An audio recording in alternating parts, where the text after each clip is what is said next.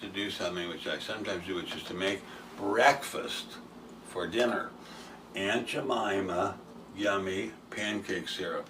Now this used to show a large African American woman chef, but because of the inherent racism of Americans' corporate culture, they decided to make it a white person, or maybe no person at all. But I prefer it when it's a black person showing their incredible skill at making pancakes. So God bless you all. Actor Ben Stein says he misses the good old days when a, quote, large African-American woman was on his syrup bottle. But woke corporate culture ruins everything. And you may recall just a few days ago, he complained about a racial dictatorship while pan-searing salmon. So this old man yelling at a cloud while cooking could be a theme. But based on what he's saying, it's the opposite of let him cook. Benny here represents the long history of this beautiful country of ours pretending to honor Black, brown, and Native people by placing some version of their names, images, and likeness on logos and mascots. For instance, see, the fact that there are no major American sports teams featuring a white person on a logo or mascot. Because I've said before, in a country like these United States, y'all mean to tell me that the people who carve themselves on mountains and place themselves on money don't want to honor themselves this way? And they desire to honor brown people? Nah. That don't seem right, especially when you consider how it's usually done. Baby, you hungry? Let me fix you some breakfast. Aunt Jemima? Did you know the name Aunt Jemima means slave mammy of the plantation south? Did you know the founder, Chris Rutt, a white man, got the name after attending a minstrel show? Think blackface. Did you also know he hired former slave Nancy Green to be his very own Aunt Jemima, where she went around cooking pancakes and telling people stories of the good old South?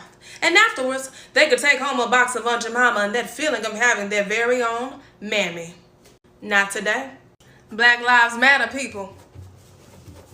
Even over breakfast. The two white men who created Aunt Jemima didn't want to honor Sarah Green, an ex-enslaved woman, by the way. They wanted to sell their product. Not that this is an argument being made, but more on this in a second. And while this did make Green some money along the way, keep in mind, the term Aunt Jemima is racist in and of itself. And she was personified as a mammy, which is racist in and of itself. And that goes for Uncle Ben too. And look at Quaker Oats, maintaining his identity and personhood.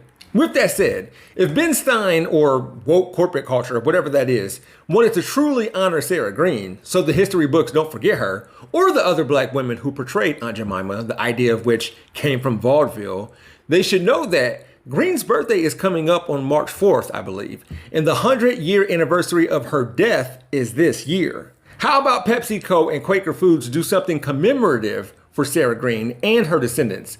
Place Green's actual image and likeness on the bottle, not a caricature, the proceeds of which should go to these black families, more than just leaving her face on a bottle to help with sales of syrup. Besides, if Ben Stein really wanted a black woman on the syrup, he would know that they're out there. But that's not what this is about, is it? He wants to honor himself by saying stuff about wokeness. I don't know. Have you met Anna Paulina Luna? Whether or not you have, who she is may change. But you can find out more about her by watching this video. Find the link in the description below. And you can also find me on my YouTube channel, We Gonna Be Alright. Or just click on the Jeff Wiggins hashtag. As always, my architect knows Japanese.